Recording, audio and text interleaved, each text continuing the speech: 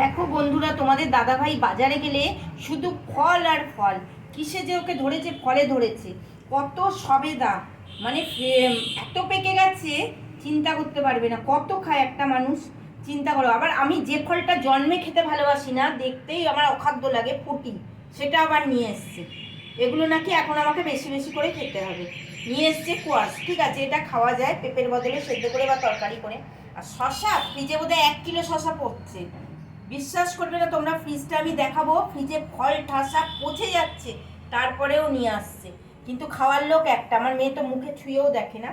যদি তরমুজটা একটু যাও বা খায়, আর সবেদাটা ব্যাস। আর আমার ফ্রিজে আবার তরমুজ আছে না? হ্যাঁ তরমুজ আছে, খা না, খেয়ে শেষ কর না তরমুজটা। আমাকে তো ডাক্তার বলেনি ফল খেতে, ডাক্তার তোমাকে ফল খেতে বলেছে। ও মা, ফল না খেতে বললেও খেতে হয় না, ডাক্তার এখন তোমাকে খেতে বলেছে, তাই তুমি একা খাবে। একদিন ভাত বন্ধ করে শুধু ফল খেয়ে থাকবি। হ্যাঁ, সেটা তুমি।